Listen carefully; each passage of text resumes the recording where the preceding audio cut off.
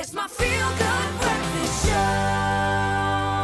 Welcome back to your Feel Good Breakfast Show. It's Expresso right here on SABC3. We're chatting to Eitan Stern in our segment called So Now What? It's always looking at the unconventional sides of law, and we're talking about a hotly discussed topic right now in South Africa, the use of marijuana in the country. Is it legal? Is it not yet legal? I want to know, we've already touched on a lot.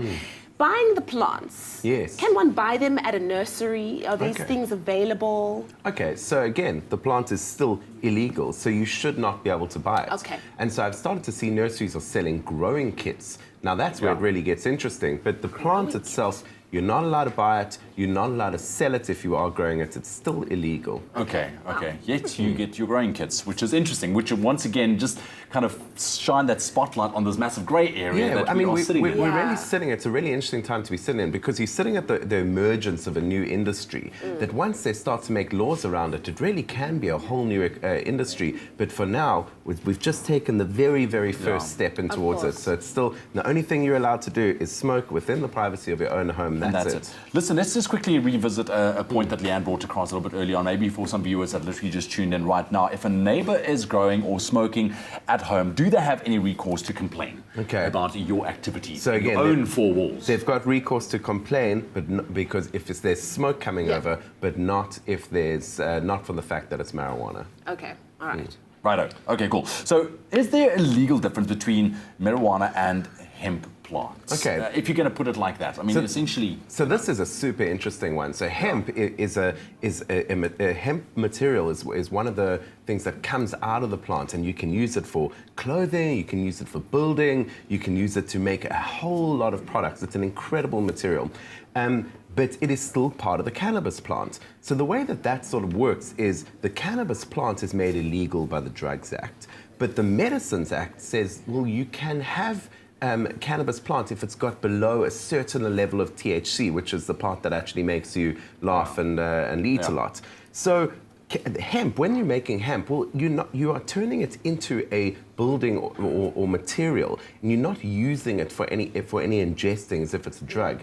So it sort of falls out of the scope of the Drugs Act, and it's got less than that certain percentage of THC. So hemp products should be fine in the eyes of the law, but what we really do need is for the laws to develop around that, to tell us that specifically and tell us what we can, what we can't do with it, because it can be a really, really great plant to be producing.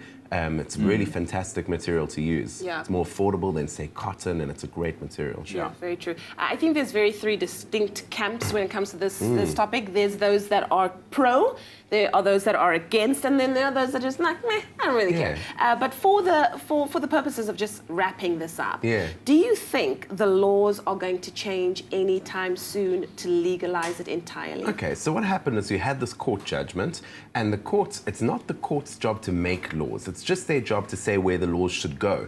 So they said, look, marijuana should be legal for private use in the privacy of your own home, and they've given Parliament 24 months in order to develop these laws. Now, Parliament has to decide, who can smoke, where can you smoke, in what form you can smoke, what it must be taxed. It's their job to make all these laws. So 100%.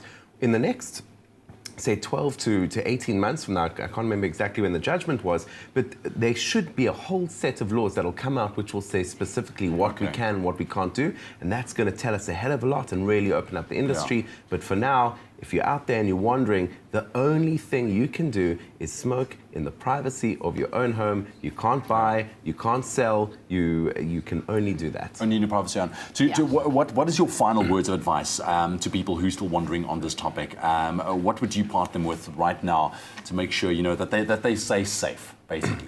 Yeah, definitely just that, the privacy of your own home. There's a lot of entrepreneurs out there that are looking to get into the industry, and we're doing some really interesting work around that now, kind of researching what's possible and whatnot, but you really are at the emergence of the industry. So unless you're an entrepreneur looking to get into it, if you're just someone that, uses it for pain or for anxiety or for anything like that, then, within the privacy of your own home is the only thing that you can do with it.